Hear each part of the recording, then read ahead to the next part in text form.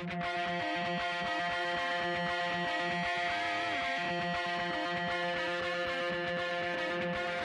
listening to the Roofing Success Podcast, a show created to inspire roofing contractors to achieve optimal success in their roofing businesses.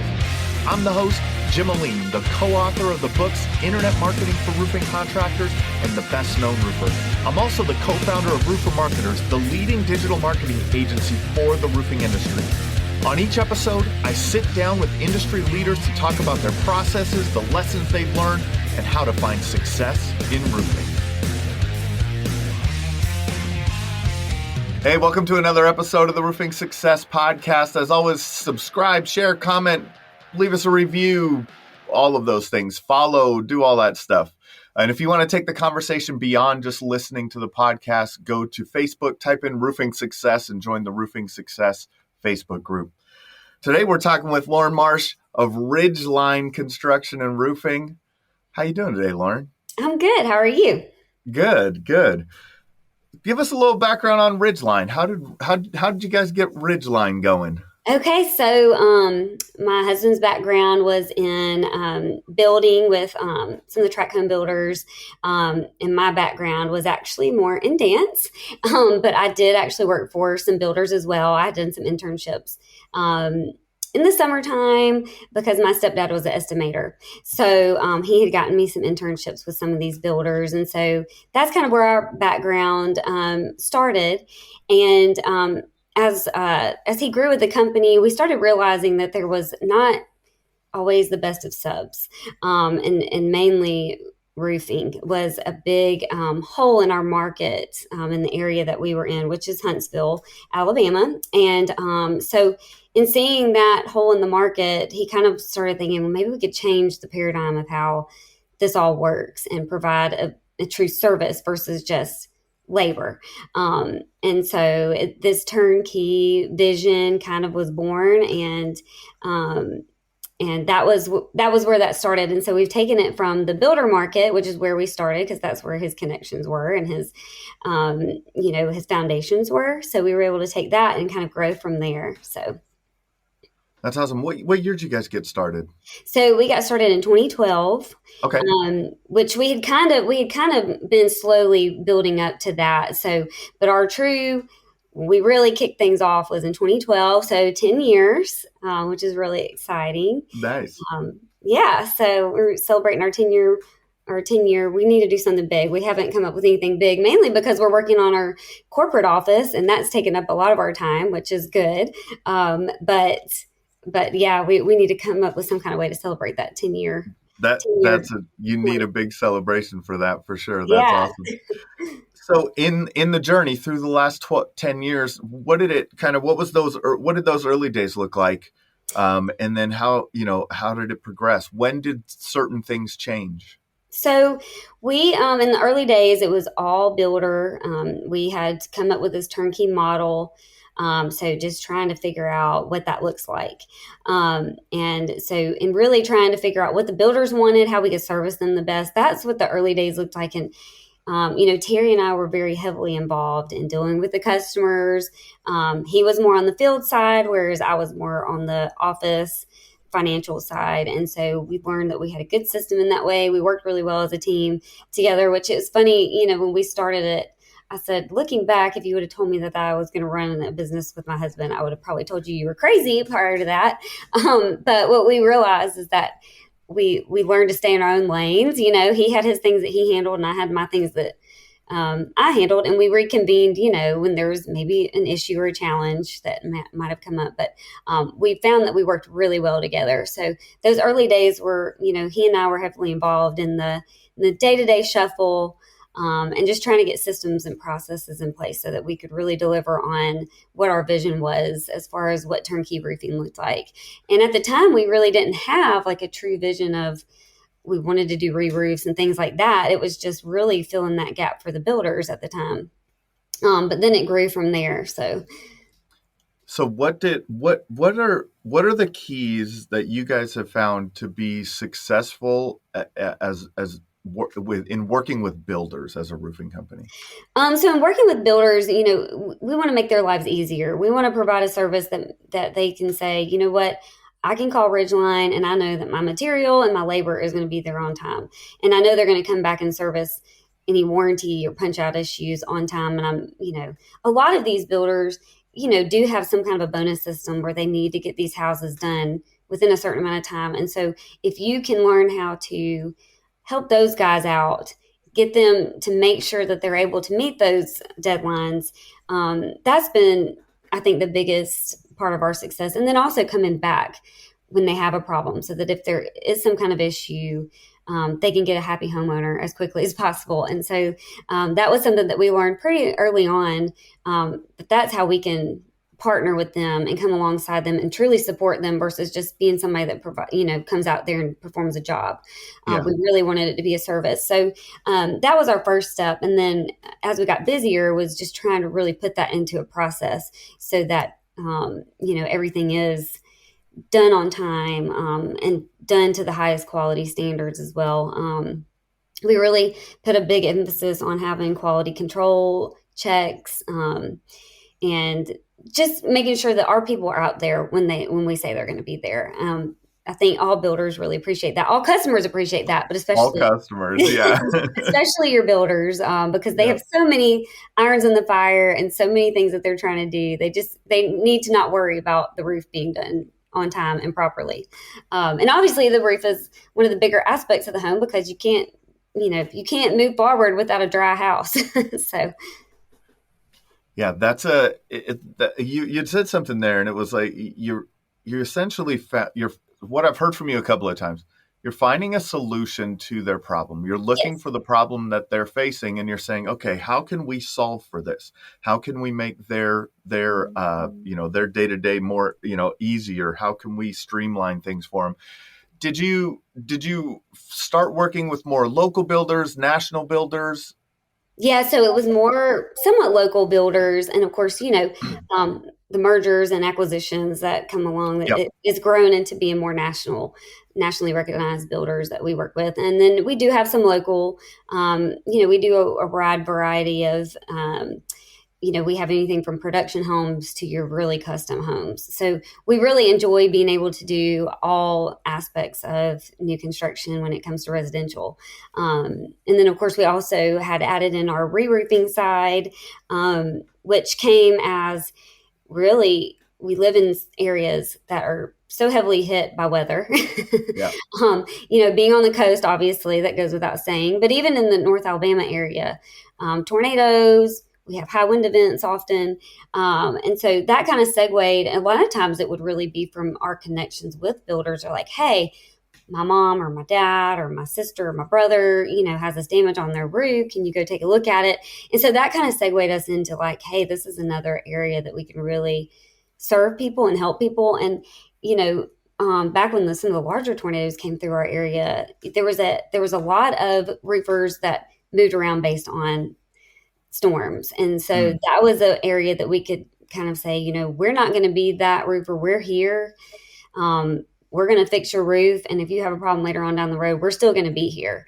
And so that was a good segue into being able to offer that in our communities as well. So you kind of ended up, the business was started. Hey, we're going to focus on the builders. We're going to solve their problem of having just kind of a labor relationship. We're going to have a full service offering for them.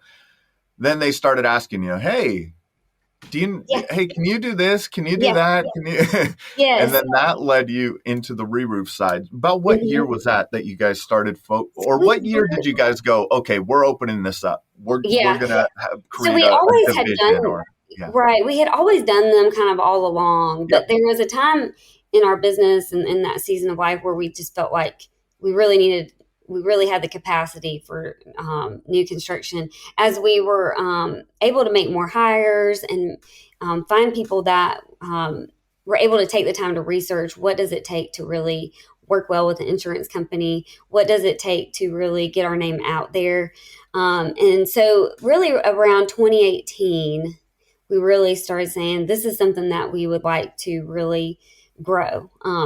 We want to be diversified because it's just a good business plan to be diversified. And we want to offer that service in our communities so that people have a reliable source to go to. And so as we were hiring just really good employees that were able to go out there and really get out in the community and figure out what the community was needing. And advertising does play a big role in that. And that's been another learning curve as well, is just learning how to get your name out there, how to get your brand out there, because you can make these decisions and say, hey, I want to start doing this portion of my business. But if you can't learn how to get your name out there so that you are easily found, it's just a dream. So that was something else that we realized, okay, we need to figure this portion of it out too. If this is what we really want to do, we need to be able to get our brand out there. And so, we started working with some local TV, like news, TV, what's the word I'm looking for? TV stations in the area. Yep. And they really kind of helped give us some direction, help us get started in that. But as you start to do those things, you realize that Google is, you got to figure Google out. And so that's where it led. And so we really, really focused on finding a company that could help us learn that aspect of it, because you're only as good as your marketing is. So that's kind of how we grew into that. And then from there, we always had also done commercial, just little commercial things here and there. It's just another byproduct of our relationships. People would just call us in to do things. And so we would, take those on. And then we really made a decision, okay, we're ready to build in that. And I think the biggest thing for us has always been growing our business in a steady but logical way, like not trying to run before we walk. We want to make sure that we have all the proper things in place, from licensing and insurance. We don't want to just tackle something without having any knowledge of what we're doing. So we really try to research ahead of jumping into things as we feel ready. And so we got to the point where we were ready to take on the commercial market. And so that's been another exciting thing to add on to what we do here at Ridgeline. Now we can offer residential to commercial, new construction to existing to construction. And that's been a really exciting change that we've been able to make. And isn't it fun to look back, like now that you're on year 10, it's like, there's just been that, like, wow, we're in a completely different place, right? Yes. Like this is this would have been almost unimaginable 10 years ago when we started out, right? It really is.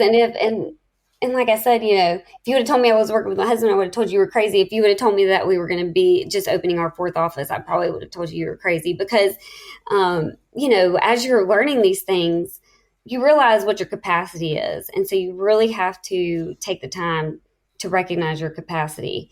And as your capacity grows, things have always just fallen into place as they should. And of course, there's been a lot of bumps and a lot of mistakes along the way. And our biggest thing has always been, how can we learn from this? Obviously we don't want to ever do it again, but how can we strengthen from, any little bump we might come across down the road? And I think that, resiliency is such an important part of that. And now we just recently opened our 4th office. So it's really crazy to think back. We started out with just this one office here. And actually I tell the story, as I had said, that we were working on building our corporate office out. And so when I think back to that, we started out in this tiny room that was at this office building that was near our house. My kids were little. I was trying to find something that was proximity close by. And I heard this guy might have some space for us to rent. Well, it turns out he really he was renting out like RV space and boat slip space. It wasn't office space. But when I walked in there, I said, "Hey, I heard you have some office space." And he walks across the hall and opens this door that was full of stuff. I mean, there's so much stuff. And he's like, "Well, hey, you can have this room for a really good deal." Like, I'll take it, And so to think back, and now in that same space, we've grown into that whole entire building, which houses our Huntsville operations. And now we're having to build out the building next to it to house our corporate. So it's really fun to think back. Wow, we started out in this tiny room. just me. And sometimes I had to take my little boy with me to work, and he'd have to, turn on the videos or the movie while I'm working everything on the side. And now it's turned into, we have 45-ish employees, it's crazy to think back that we started out so small, and we take a lot of pride in knowing that we can offer jobs to people. We're offering business to our suppliers, our manufacturers, and trying to be that company they can depend on. That we're not going to rest on our laurels, so you can depend on us, to keep business going as best we can. So you had mentioned capacity. So as you were kind of making these iterations in your business, and how did you consciously determine your company's capacity to make these changes? Yeah, that's a good question.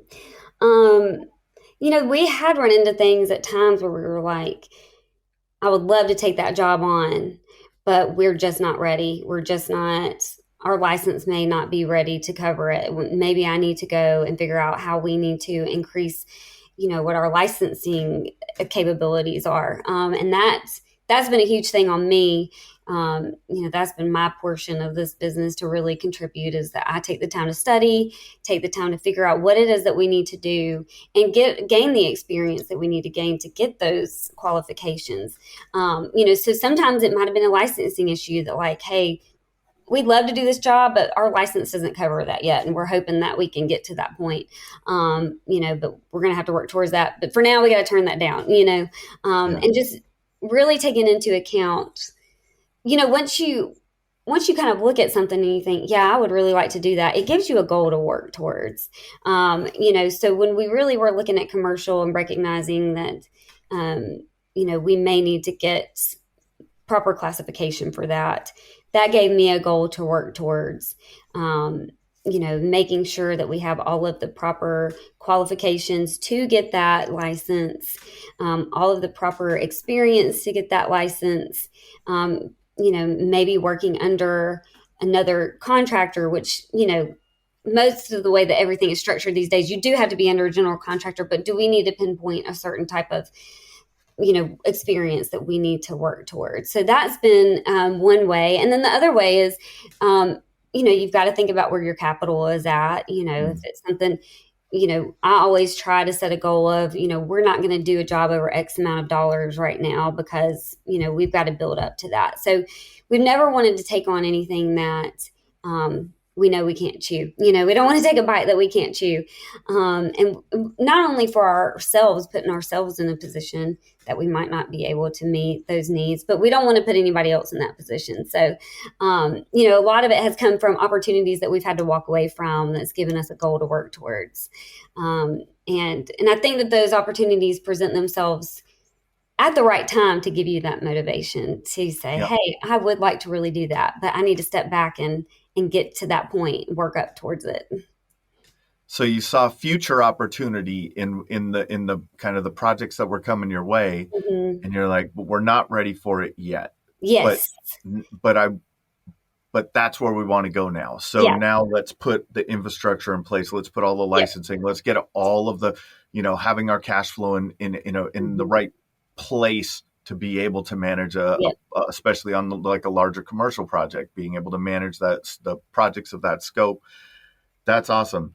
And then now going back a little bit, you talked about now when you started going into re-roofing, direct to consumer, direct to the homeowner, you had to start focusing on advertising. Right. It's a different thing, right? Dealing with builders is B2B. Commercial is kind of a business to business transaction also, but there's a different relationship in the way that you're expressing your brand to a homeowner, right? That wants to use your services. How, you said you started off with like some TV and radio or TV kind of stuff, and then you quickly learned, which most people should, is that people go to Google to look for a roofing company near them, right? It's amazing. It's amazing. And I think social media too is a big thing, because personally, as a consumer, I may Google a company, but I want to look at their social media and see, like, are they active on it? Are they doing, did they do a job yesterday or last week? Those kinds of things. Like, Yeah. are they really trying to show the public what it is that they do? I think that's important for me as a consumer. So, I am a big proponent of social media for that aspect because it can really give people a real time understanding of what your company does. And that, yes, your company exists. Yes, you are who you say you are. And here you can see I was doing it yesterday. I think that that's so important. Obviously, like we said, Google, and that is something that, you have to have a good team to help you understand how to navigate all of that, because as a business owner, you can't take all the time to sit there and research all of that. So you've got to put the right people into place. But another very important aspect that I don't know if it really gets talked about a lot just in general is just the community aspect of being out in your community, being a part of organizations, being a part of a community, things that support your community. Like, I'm on the board of our Chamber of Commerce locally here. We try to join all of our local Chamber of Commerce's Better Business Bureaus, those kinds of things that really show people that you're serious. And I'm serious enough to do this that I'm investing my time and energy into my community. I'm investing my time and energy into making sure that we're here to stay and that people see our face, that we're not just, behind a curtain somewhere, that we're out. We try to get involved in, our kids' activities as well, and not necessarily for a business aspect, but just to say, like, we're here, we're living our life just like you are. We're in the same season of life that you are. We're all in this together. And if there's something I can do to help you, I would love to do that. If there's something you can do to help me, it's a great networking, way to network, and just to show that you really care about your community that you're in. And with all of our managers and our different locations, that's a big push that I've made to them. Like, your face needs to be out there. People need to know that we do care, because we truly do care. But it's easy to get caught up in the day-to-day busy activities and forget about being present in your community. So, we try to do sponsorships with local schools. We try to do, golf tournaments and those kinds of things that get us out there and talking to people, so that when they do need a roof, I mean, the thing about roofing, and I think that we all know this, is kind of like a doctor. You don't, not that it's to that level, but it's sometimes you're not going to call until you absolutely need it, because That's right. it's not something really fun. Like, you're thinking, oh, I need a new piece of furniture. It's a necessity, but you may not need it right at this moment. So it's more or less about being out there and hopefully being that face that they remember when it's like, oh man, I got a leak, or, I've noticed there's something weird going on with my roof. Who am I going to call? Oh yeah, Lauren does that, or Terry does that. And let me give them a call. So, and I hear that a lot. I have people that I know personally that call, and that makes me feel good to know that I'm the person that they think about. And so that's what we work really hard to try to do is just be there as that face that they're thinking about when they need it. Yeah. I mean, my shirt says it, best known roofer, right? Like, that's our concept in our marketing agency. Is like, you want to occupy that mental real estate of your consumer, right? You want to be the company that they think of when they're not always thinking of buying a roof. No, a lot of times that's the something problem that with they ours. You're like, dream oh about, right. So, but you have to be there, and these are very, these are the perfect ways to be there, and people buy from who they know, like, and trust, right? And so, being a part of the community, being involved in community activities, and it's people trust you because they get to know you, or they saw you at this event, or your kids play sports with their kids, or like, all of these things are just those little connection points to build that trust level within there. So, what are some of the things that have been effective for you on social media? Because I think you're right you're right on point in the fact that people are so. I think there was a stat that I read that 70% of the buying decision is done prior to someone calling you, right? In nowadays, right? Right. Because we have access to all of the information in the world right now, right here, and people are looking you up. Right. Right. And so one of the places they're looking you up is on Google, and they're going to be looking at your Google reviews. So those are extremely important. They may look at your Home Advisor reviews and your Angie reviews or wherever they're looking, Right. right? Yelp or whatever it is. But then there's also an opportunity on your social media to express that you are the go-to company, right? That Right. that you do quality work. How have you and how do you express that on your social media? So I think, I had heard a lot about putting your face out there. And honestly, I don't put my face on there enough. But what I do realize is that when we do put our faces on there, when we do, make posts about ourselves, those are probably the heaviest hitting ones because people do want to see your face. They do want to see that you're involved. I can't say that I'm always like just super excited about making posts about, myself and put myself out there. But we do try to, but I do think that I really like, putting those just candid, like, hey, we just finished this roof in, we're at whatever town, and, happy customer photos, I think is super helpful as well, because we want to know that, I, as a consumer, want to know, like, hey, they really do have customers, that are happy. And Google reviews are great, but I think that we're also visual. And Yeah. like you say, in a day and age where everything's at our fingertips, I think that it's so helpful to see people, I think it's really helpful to see people on your social media. And I think that it's really important to see current jobs. Every once in a while we may cycle through an old job that's like, a really pretty building or a really, really pretty house.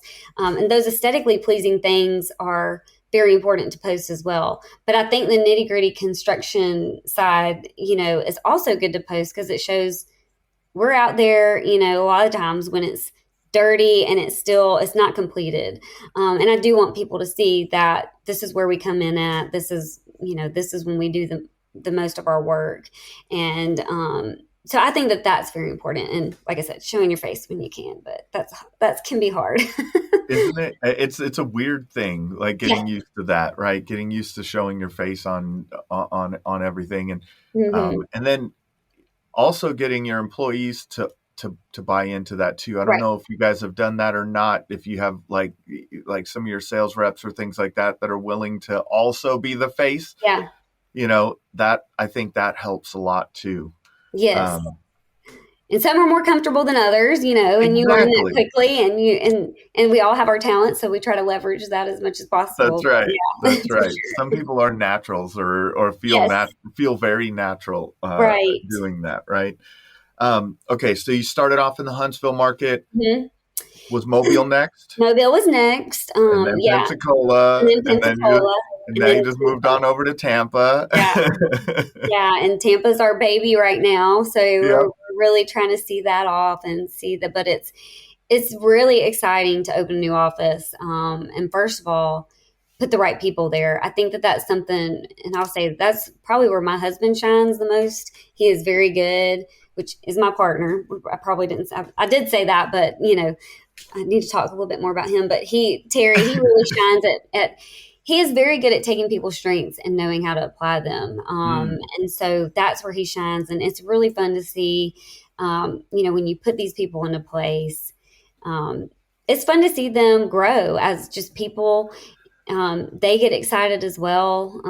It's great to be able to provide that for their families. We've seen so many people buy their first house, even buy their first car, those sorts of things. And I think that excitement also helps fuel our decisions to grow offices. And we've had some that, um, you know, sometimes you have to back up and punt. It doesn't always mm, work out exactly right. But I think that it's important to be able to spot the talent, put them in the right place, but then also maybe pull back if it's not working like you thought it would. And it's perfectly okay to say, you know what, you're really good and I really like you, but maybe let's put you in a slightly different role. Maybe I think your talent would be better emphasized in this area. But that's where he is so good at, just finding the right people to put into place. And maybe if it's not working out, or if we see like, hey, you might need more people quickly, like let's get more salespeople on the ground. Let's get you more office staff.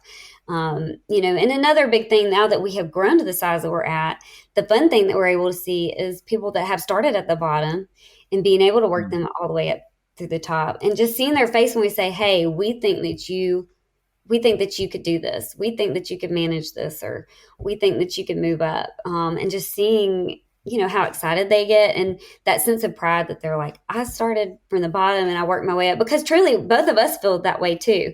Even Yeah. though we're the owners of the company, you still start at the bottom as the owner and work your way up, especially with roofing and in construction, especially. It's not something you can just step into. So it's really, really fun and rewarding to see that.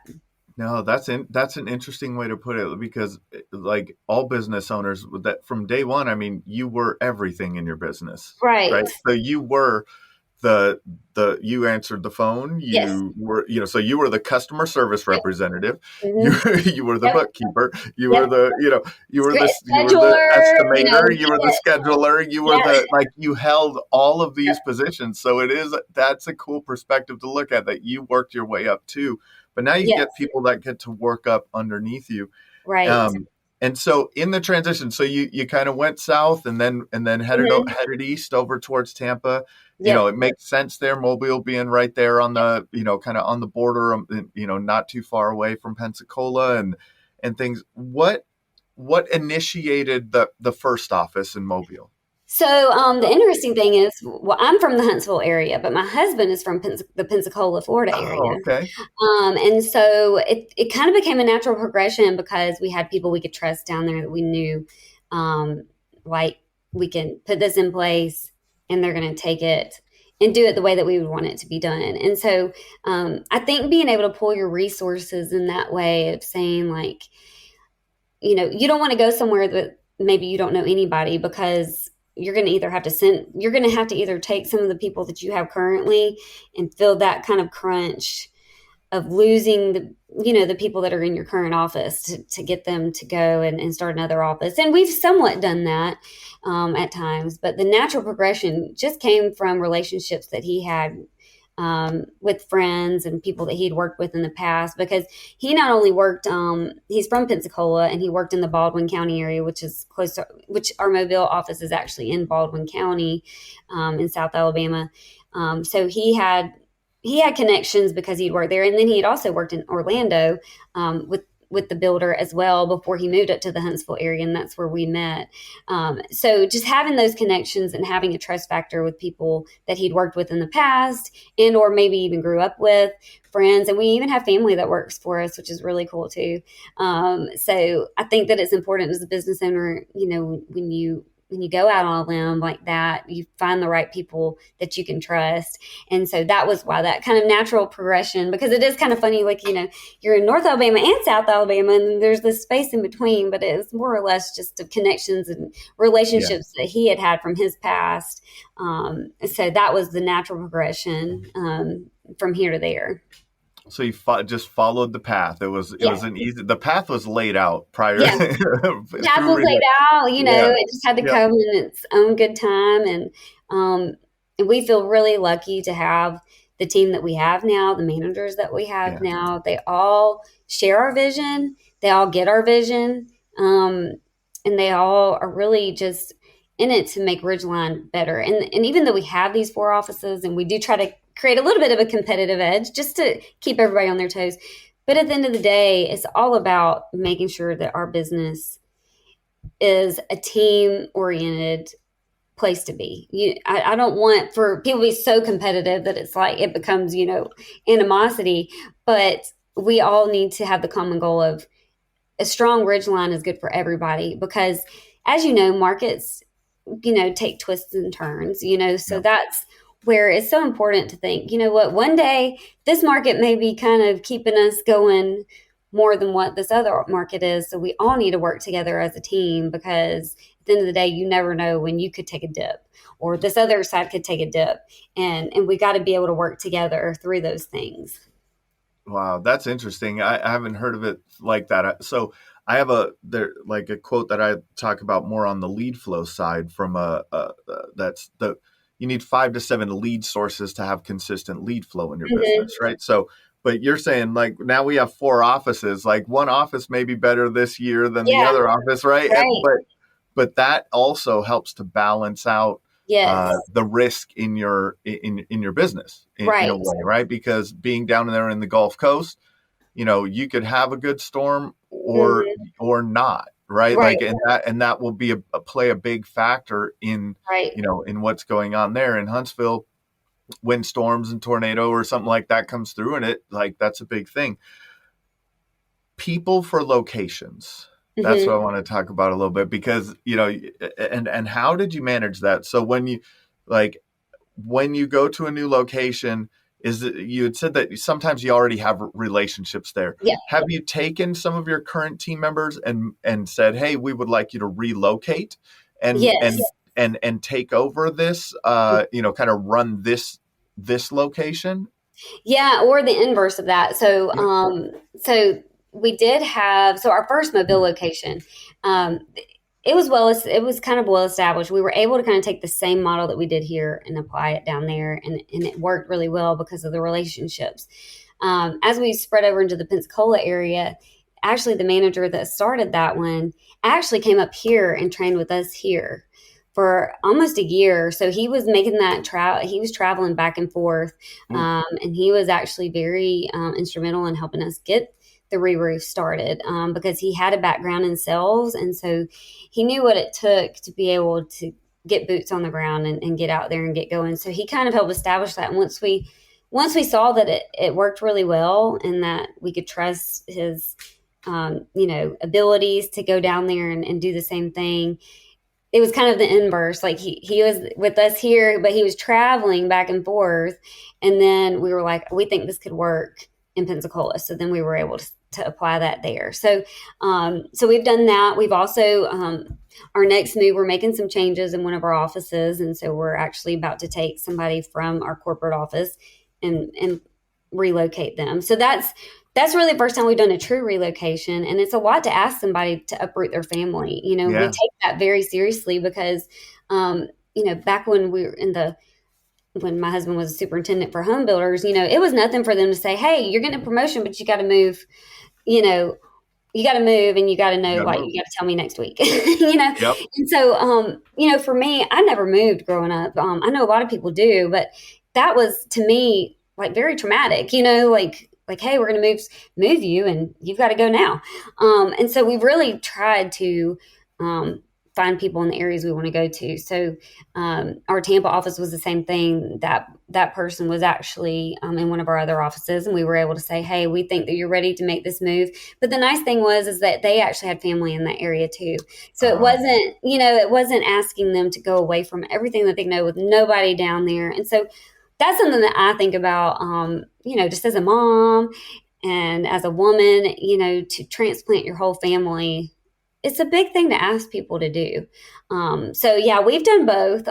We've found people in the area, and we've also asked people to move, and we don't take it lightly because, and I have to kind of remind my husband of that sometimes. I have to say, Terry, like we're going to be asking them to move their whole family, so Yeah. we better be sure that we think that this is going to be a good sound plan, and he's come alongside me on that and understands that too. So Yeah, that's real important. Being conscious of what you're asking yeah, of your team, right? Like even from a move to even for some smaller things, just being and what you're asking them to do on a day-to-day basis. yeah, Being conscious of that is very important. But yeah, moving is a different thing, right? Like that's a it whole is. different thing, especially if they have a family and Yep. kids are in School school, age and kids, yeah. yeah, like it's a big challenge. Um, when you move to a new market, uh, what are the goals, right? Like what are when you're Tampa's the baby now, like how are you thinking about Tampa? Like we want it to scale to X in Y years, Hmm. or how are you looking at what the opportunity is there and how you want to grow it? Yeah, so we do try to do some research ahead of the time, so we know we're not going into it completely blind. But of course, there's only so much you can do when you're not actually there on a day to day Yep. basis. So, we do as much research as we can from a marketing perspective and advertising perspective, and just kind of, look at statistics, things like that. So there's a baseline understanding of like this would be a good market to possibly, and I think too, we want to be able to offer something there too. We don't want to go to a market that's maybe too saturated or too um, maybe unsaturated. It might be too much at Yeah. first. So there's a balance there. But we do set goals, but I think an important thing that we've always tried to remember is that those goals have to be fluid at times, especially with your new, with a new office that you're trying to get off the ground. You want to have an idea of what you'd like to see.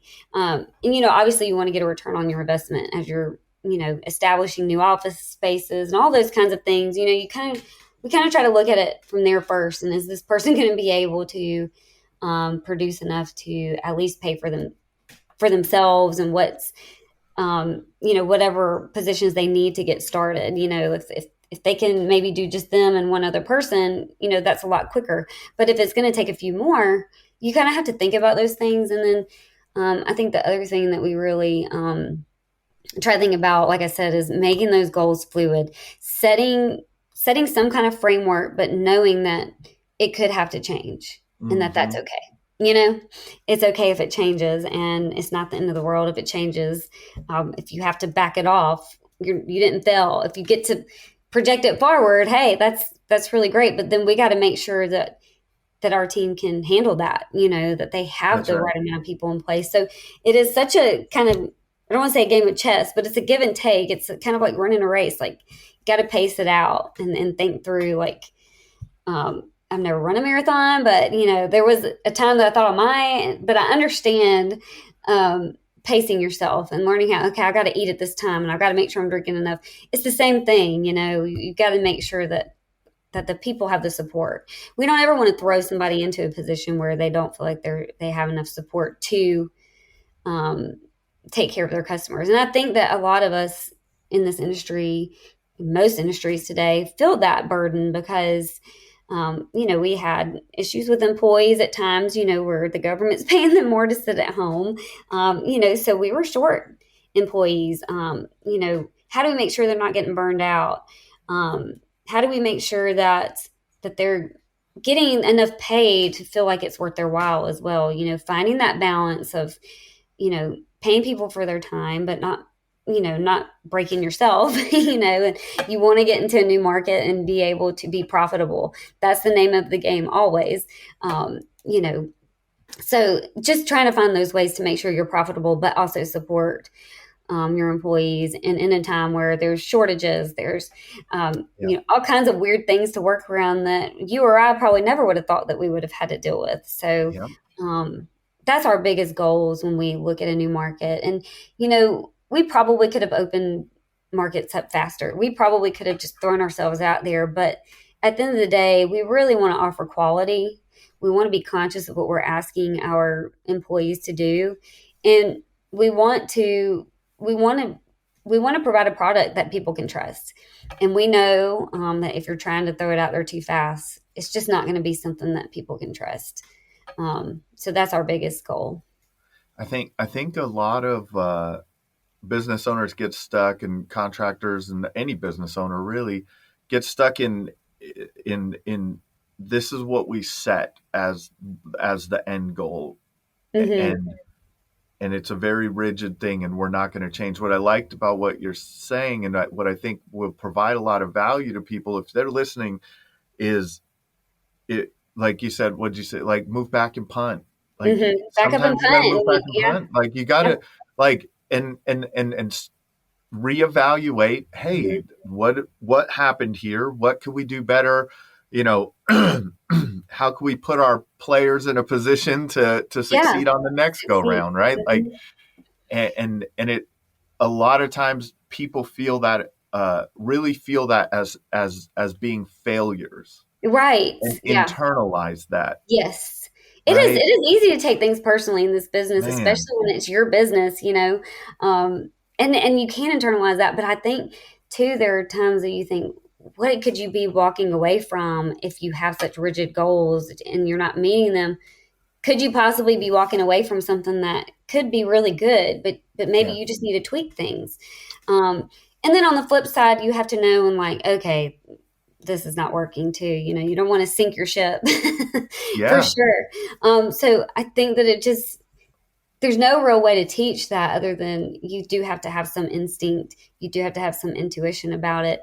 But I think that thought has to be there. Like if we shut this down now when we started it, are we walking away from something that could be potentially really good if we make some changes? Or are we walking away from something that, could be sink our ship? Yeah. Is this a good thing to walk away from? And I think that's it's really hard to learn, and I think it's a lot of trial and error, unfortunately. And and really, to be honest about it, like sometimes you're going to be right and sometimes you're not, Yeah. right? Mhm. But Yeah. you have to understand that you, like you said, trust your intuition Right. and make decisions, right? You have Right. to make decisions because sometimes the speed in that decision making is like, okay, we need to relearn this, or we need to do Yeah. this, or change this, and willingness to make those changes. Like it's that old analogy, like when you like you turn a airplane or a ship, 1 degree, it doesn't make much of a difference now, but like 10 years Yeah. from now, Your 20 course. years from now, you're in a completely different place. So Exactly. if you have to be willing to make those changes. Hmm. How are you That's a guys great dealing with analogy. yeah, how are you guys dealing with the nuances of each market? Because each of these markets you're in, they're similar but different. Yeah. And are you coming into the market with the same model, new construction, re-roofing and commercial? Like, are you putting the same business model in every single office, or are you shaping it depending on the market that you're in? Interestingly, yeah, no, it's not always the same everywhere we go. We do kind of try to match the market we're in. Um, and sometimes you get somewhere and builders are happy with who they have, and that's great. And maybe you put your foot out there and they may think of you later down the road if a problem arises. You know, we always believe in diversification, but sometimes you've got to really get into a market before you and understand the market. So yeah, each location is slightly different. We actually do siding as well, and so that started here in our corporate Huntsville market. Also came as a necessity. There was a need there for that. Also with builders, so that's kind of how we get started, and then we've been able to grow that. So, I will say that even though each market is different, our corporate office where we're at is the test tube, so to speak. Yeah. If we think we're gonna go out on a limb and try something new, we're most likely gonna try it here first, but while we're close by and can see, is this gonna work? How does this process? Because even though it's all roofing and siding, as you know, and as we've been talking, builders are different from actual clients and customers out in the field, and it's different from commercial, and those are nuances you have to figure out. So we have our test tube here, we try it out here. If it doesn't work, we're not going to throw it on people, we're not going to throw it out there in places that we have to travel to check Yeah.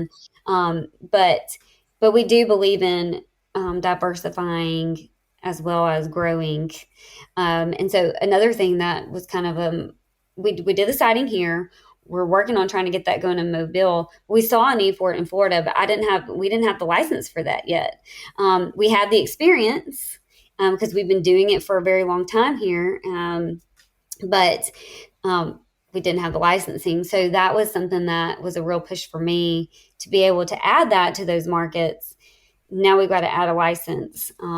So that's kind of another way that things kind of come about. And so what we're hoping to do is diversify based on what we're doing here and try to start really applying that in other Yeah. places. That's awesome.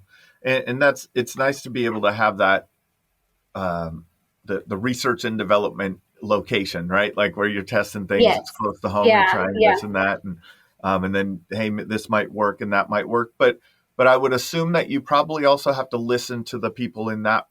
that are running that market of, hey, we might want to do this or try this or add Yeah. that. How are you testing that are you bringing that to Huntsville and testing it, or are you saying, hey, you guys test that down in Pensacola and we'll see how it Yeah. goes? Yeah. I think it's a little bit, it's a little bit of both, but you definitely do have to listen to your people that are the boots on the ground there, and they're living the day to day life. They may hear that, like, hey, nobody can find a good siding contractor around here. Is this something we really want to try to do in this area? Or, hey, we're noticing even sometimes, if you have a good relationship with other contractors, they may actually call you and say, hey, I've got this job and I'm swamped and I trust you. I mean, we've even done that too. Yep. Like, hey, we've heard about this job. We're swamped. Would you like to take it on? So sometimes it grows like that too.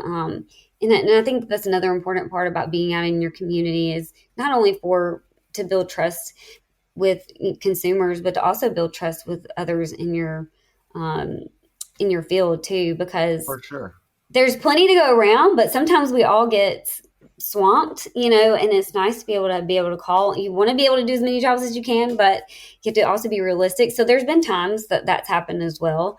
So yeah, we really do though try to go back to what our employees in that market are saying, what our team is seeing a need for, and then seeing can we fill that need. And we try to be really honest with ourselves and honest with them too. Like, yes, we can. No, we can't. Just be really honest about it. So, Lauren, I like to ask, like, what is the greatest insight that you could share with our audience that has helped you and your husband find success in roofing? Well, this is going to kind of sound funny, but I think being stubborn in a good way is actually the best way to overcome challenges in this industry. He and I both are kind of stubborn to a degree. And I think that when you are stubborn, you are not going to take no as an answer. You're going to try to find, maybe a no now, but later on down the line, I want it to become a yes. So I think that that's really important. Is just trying to, I guess being stubborn in a good way would be perseverance, maybe coined as perseverance. But I think sometimes it's even a little more than that. You've got to be willing to push. You've got to be willing to take risks. And truthfully, I think some people have a stomach for that and some people don't, and it's okay. That's totally okay to not have the stomach for those risks. But I can even see that in my own kids, like I can see one kid could totally, take on some of these scarier aspects of owning a business, whereas one of them, I'm like, no, that would never be able to do that.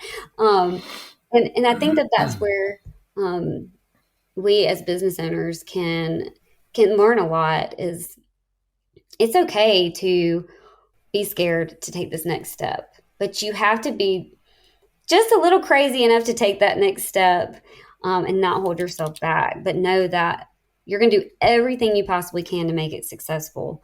And that's always been my goal. I want to grow at a steady pace. I want to be stubborn. I want to overcome the challenges. But you have to be able to put yourself out there. And that's the best advice I have. It's also the scariest advice I have, because you do have to be willing to take those risks and stomach the possible things that can go wrong. And I think that can be really hard, because I think all of us as business owners have those days where our stomachs hurt. We're like, oh my gosh, how am I going to overcome this? And, I think that's where stubbornness, perseverance kicks in. It's like, we're going to find a solution no matter what. I'm not going to let this overcome me. I'm going to overcome it. And, we're going to figure it out. And I think that it really helps to have a good partner in my husband. And whether you've got a good partner, in that way, or you have a good partner, maybe a friend or just some kind of partnership. And maybe it's not even a partnership. Maybe it's like an employee that, you can go to and say, hey, we've got this challenge. Can you help me figure out how to get over it? That would be my biggest takeaway is don't be afraid to take those risks within reason, keep within reason, do the things that you can do, but overcome the challenges that may arise from those things. Oh, that's awesome. This has been another episode of the Roofing Success Podcast. If you would like to generate more revenue through your digital marketing efforts, please visit roofermarketers.com to get a copy of the book, The Best Known Roofer.